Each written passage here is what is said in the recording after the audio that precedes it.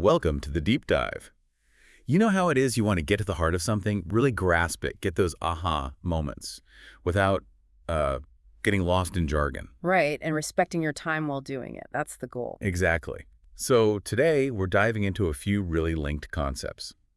The problem with single stories, how tribalism works, and this thing called othering. And we're working from some material called Beyond the Binary, Navigating the Dangers of a Single Story, Tribalism, and Othering. Basically, we want to pull out the key stuff for you. Yeah, give you a clearer way to look at the divisions we see and maybe find better ways to interact. The whole single story idea, it really took off with Chimamanda and Ngozi Adichie, didn't it? It did. And it's just such a clear concept how we can just slap one label on a person or a whole group and, well, miss everything else. And we're going to connect that to tribalism, that basic human need to belong, but how it can sour. And turn into us versus them, and also othering, which is how we create that distance. So the mission today is basically to unpack all that and maybe offer a framework for, well, healthier ways forward. Right. So let's start with that core idea, the single story. What does that actually mean day to day? Okay, yeah. The material gives some good examples. Like you meet someone and, just a conservative or... Just a liberal. Or at school, maybe just the athlete, just the nerd. Or even broader, like just a foreigner. It's amazing how fast we label, isn't it? It really is. And the point the source makes is that these labels, they feel efficient, right? Like a shortcut. But they strip away everything else, all the nuance, the complexity that makes someone, well, them. In politics, it becomes those caricatures we see constantly. Oversimplified, usually negative. Definitely. But it's not just politics. The material points to schools, too. The cliques, the stereotypes. Oh, yeah.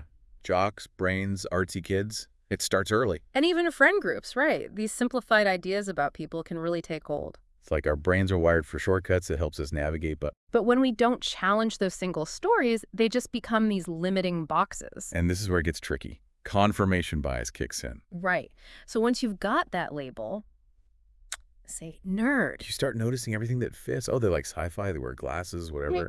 And you subconsciously ignore or just dismiss anything that doesn't fit. Maybe they're also really funny or kind or secretly amazing at basketball. Exactly. But that doesn't fit the nerd story, so it just slides off. You edit reality to fit the label. And you end up missing the actual person. It's all about confirming your first impression. It's powerful stuff and mostly unconscious. So how does this feed into tribalism? Okay, tribalism. The source makes a really good point here. Yeah. It's not all bad. That urge to belong, totally natural. Yeah, fundamental, really. Think about rooting for your sports team, that feeling of community. Or being part of a fandom online, or just your close friends. It gives you identity, connection. That's good stuff. Definitely positive aspects, but the material highlights where it turns toxic. When it becomes us against them, blind loyalty. Right. And your group identity becomes something you wield against others. You see it everywhere. Politics feeling like a religion, almost. Disagreeing isn't just a different opinion. It's like heresy, a betrayal of the tribe. Yeah. Or sports rivalries going from fun banter to actual hate. And even group chats becoming these echo chambers. Anyone stepping out of line gets shut down. Dissent equals betrayal. Comfort in sameness. And social media, well, it just pours fuel on that fire, doesn't it? Oh, totally. The algorithms seem to love outrage. It gets clicks, engagement. So they feed you more of what keeps you angry or feeling aligned with your group and less of anything else. It reinforces the echo chamber, exploits that natural desire to belong, but in a divisive way. Which kind of leads us naturally to othering. It sounds academic, but it's really common. Yeah. How does the material define that? It's basically the mental process of defining someone as fundamentally not like us. Creating that psychological distance. Setting up an in-group and an out-group. Exactly. And the key thing is, it's often really subtle. You might not even realize you're doing it. No bad intentions, necessarily. So where does it show up? The source gives examples, right? Yeah, like in hiring. Maybe unconsciously favoring someone who seems like a cultural fit. Which can screen out perfectly good candidates who are just different. Or even simple things like who gets invited to after-work drinks or who gets interrupted more in meetings. Little things that add up, even jokes based on stereotypes. Right. And the cumulative effect. People start to feel like outsiders, like their voice doesn't really count. It's like being silenced not by direct censorship, but just by the environment, the culture. Precisely. And the material makes another interesting point. Othering isn't always negative on the surface. Ah, like seeing someone as exotic. Yeah, or mystical or something. It might seem like admiration. But it's still putting them in a box. Yeah. Still defining them by their difference, making them other. Exactly. It's still dehumanizing in a way because you're not seeing the individual, just the category. Yeah. Still divisive. Okay, so we've got the big ideas. Single stories, tribalism, othering. How do these actually show up in specific places?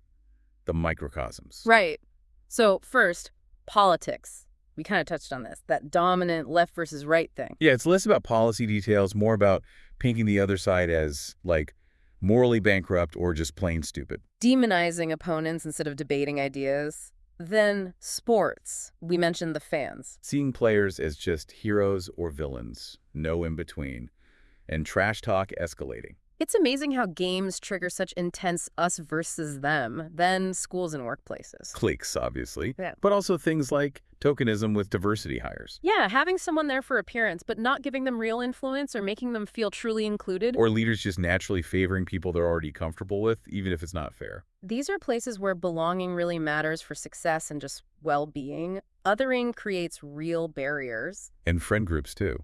Seems counterintuitive. Well, think about inside jokes. Great for bonding, but they can make newcomers feel totally lost. True. Or avoiding conflict so much that you get groupthink. Nobody wants to rock the boat. Right. You lose out on different perspectives because everyone's just trying to keep the peace or stay comfortable. And online communities, Yeah. big one. Huge. Forums, subreddits, whatever. They develop their own languages, their own rules. Very strong in groups. And if you disagree, you're not just wrong, you're often attacked or dismissed entirely. it just deepens the silos. Digital tribalism, basically. Yeah. Building those fortresses. Okay, so that paints a pretty clear picture of the problems. What about solutions? The material offers a framework, right? Yes, a framework for healthy navigation, 4 perspectives to try on. Let's hear them. What's the first one? First person, looking at yourself, asking honestly, am I doing this? Am I reducing people to caricatures? So, self-reflection. Awareness of your own assumptions, your knee-jerk reactions. Exactly. Taking responsibility for your own stuff. It's the starting point. Okay, makes sense. What's number 2? Second person. This is about interaction, especially with people close to you. Think, empathy. How so? The source suggests asking, how would a good friend see my behavior right now? Especially my blind spots. Ah, seeing yourself through their eyes. Yeah, and in conversations, focus on building bridges, understanding, not just winning or demanding they agree with you. Got it. Connect, don't just conquer. What's third? Third person. Step back. Imagine you're an observer, maybe someone neutral or even someone who disagrees with you. Yeah? And ask, would they see my actions as fair, as open-minded, or would I look biased, cliquey? Like holding up a mirror from the outside. What story would a stranger tell about this group dynamic I'm in? Exactly. It gives you that bit of detachment, objectivity. All right. And the last one, fourth person. Fourth person, this is the zoom-out lens, systemic, historical. How does that work? Think bigger picture. How might future generations see our current dynamics? Or just view it from a broader context. What patterns are we part of? What legacies are we creating with how we interact right now? Precisely. It's about thinking beyond the immediate moment. That's a powerful set of perspectives. Thinking about yourself, a friend, an observer, and then history. Yeah, it's a useful toolkit. Yeah. Now, related to this, the material also talks about balancing inclusion and diversity. Right, because they're not the same thing, are they? Not at all. That's a key distinction. Inclusion isn't about making everyone fit the same mold. It's about welcoming the differences. Valuing them, even. Yeah. Without demanding conformity. Exactly. Diversity is having the differences present different backgrounds, viewpoints, experiences. And inclusion is the structure, the culture, the way things work that makes sure those differences are actually valued and utilized. Right. It's the difference between just being invited to the party and actually being asked to dance, you know? Yeah, good analogy. So what actions can help create that? Well, things like intentionally creating spaces where it's safe to disagree respectfully. Explore dissent, don't squash it. Celebrating your group's identity, sure, but without needing to tear down the opponent. Actively seeking out multiple perspectives, not just defaulting to the usual voices.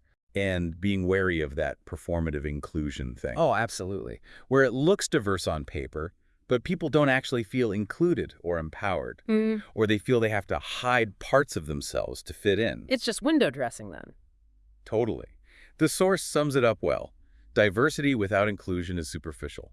Inclusion without diversity can become stagnant. The goal is, what was the term? Co-creation. Yeah. Not assimilation, where everyone becomes the same, but co-creation, where the differences combine to make something new and better. Okay, so pulling this all together, the big takeaway seems to be moving beyond those simple single stories. Definitely. It's about choosing curiosity, trying to build bridges, embracing pluralism instead of just polarization. And you don't have to agree on everything. That's not the point. No, the point is recognizing the shared humanity underneath all the labels and group memberships. And using those different lenses we talked about, self, friend, observer, future, they can help foster some humility, some respect. It's ongoing work, though, isn't it? Not a quick fix. For sure. Dismantling these habits takes time and real effort. But it starts small, right? Asking better questions, pausing before judging, making space for stories you haven't heard.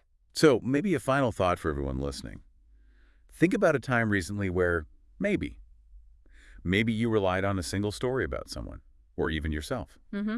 And then try applying that framework. Look at it from those different angles, the friend's view, the observer's view. What might open up? What richer understanding could emerge if you actively looked for more than just that one narrative? It's a challenge, definitely, but a really worthwhile one, I think.